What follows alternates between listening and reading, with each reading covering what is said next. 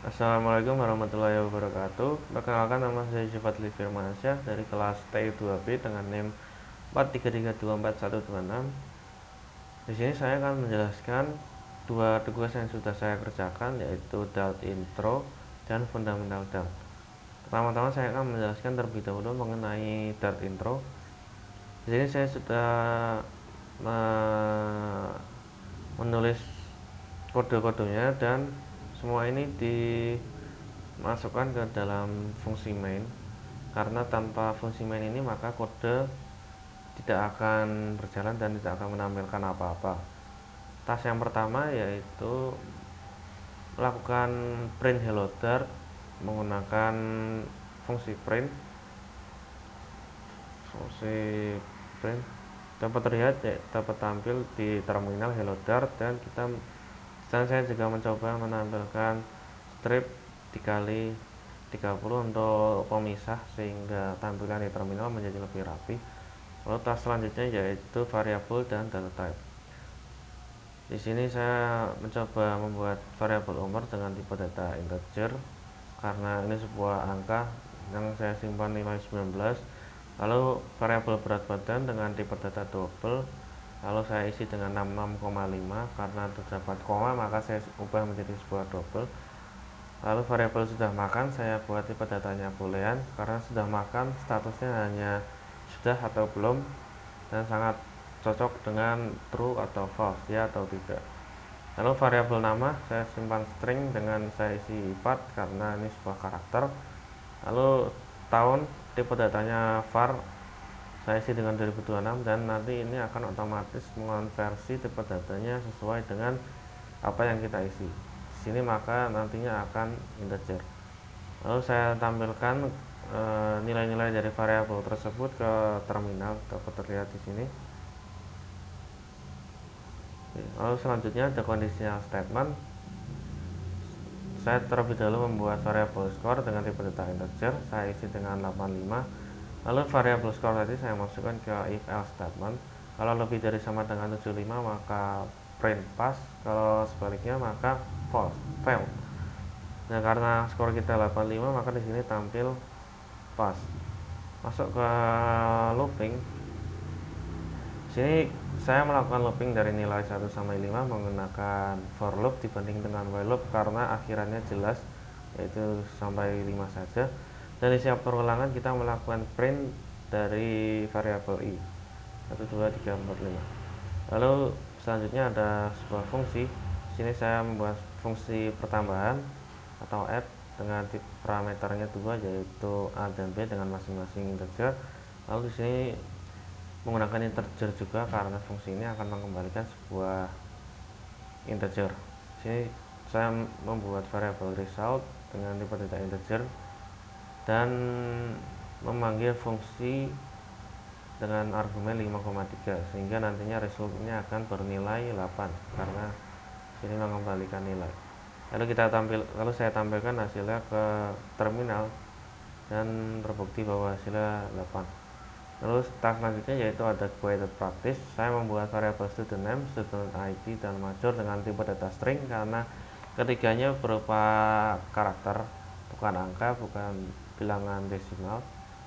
Saya isi dengan ifat, lalu ning saya dan prodi saya, teknologi rekayasa komputer. Lalu saya coba tampilkan hasilnya di terminal menggunakan print, dapat terlihat di sini. Lalu masuk ke selanjutnya yaitu exercise 1 simple calculator.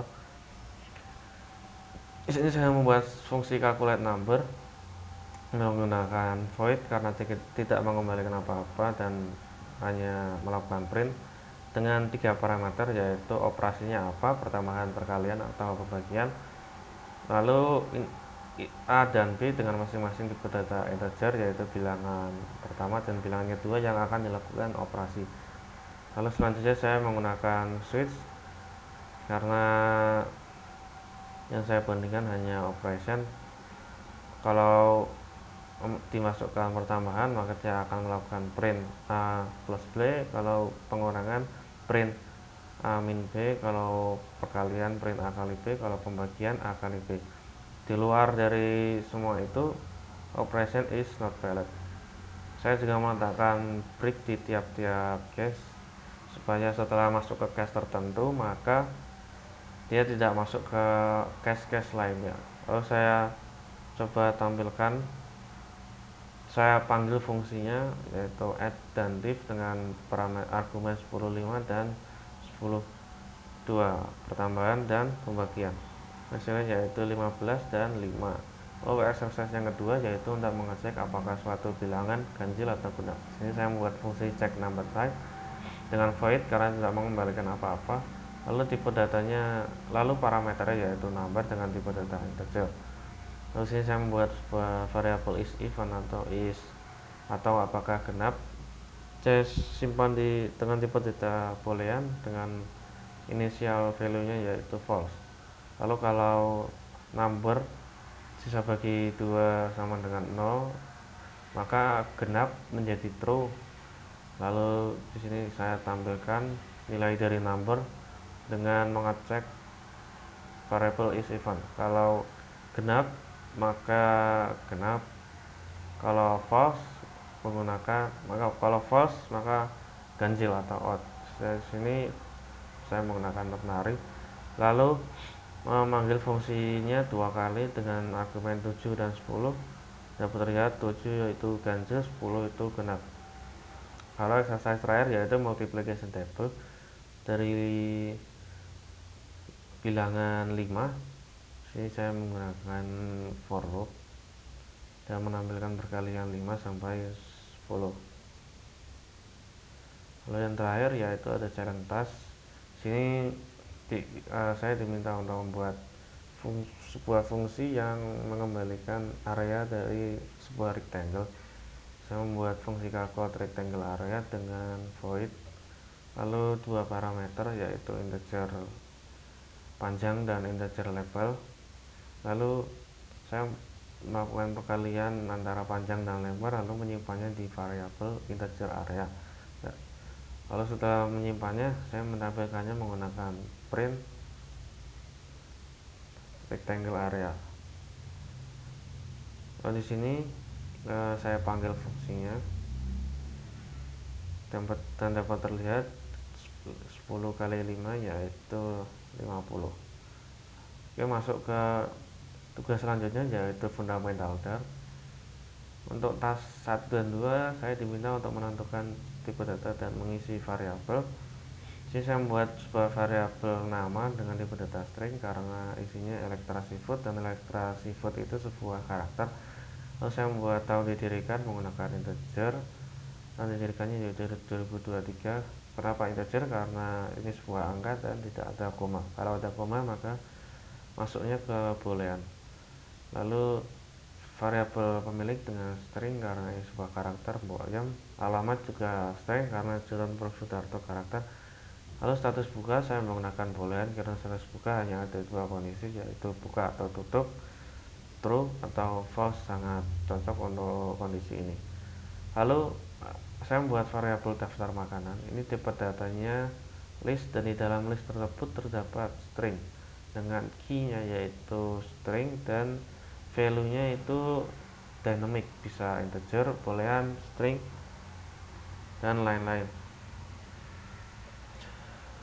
Dan di sini dapat terlihat bahwa key-nya yaitu nama, dan nama ini diisi dengan piring rebus, nasi goreng, udang asam atau makanannya. Lalu ada key satu lagi yaitu untuk harga 40.000, 20.000, 50.000 dan lain-lain. Kenapa menggunakan list map? Karena ini lebih mudah untuk diolah dan bisa dilakukan perulangan. Sama seperti sebelumnya, daftar minuman saya menyimpannya di list, dan di dalam list tersebut terdapat map dengan key string dynamic.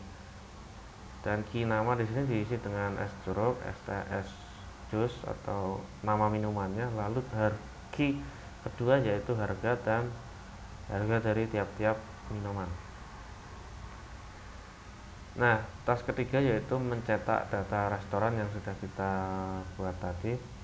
Sini saya memasukkannya ke dalam sebuah variabel data restoran yang tipe datanya yaitu map dengan key-nya yaitu string dan value-nya dynamic. Ini variabel dari yang kita buat tadi. Lalu saya coba tampilkan. Nah, ini adalah hasilnya. Jadi semua variabel yang saya buat tadi dibungkus ke dalam sebuah map. Dapat dilihat kurang-kurang di awal dan akhir di sini. Oke, sekian dari saya. Kurang lebihnya mohon maaf. Assalamualaikum warahmatullahi wabarakatuh.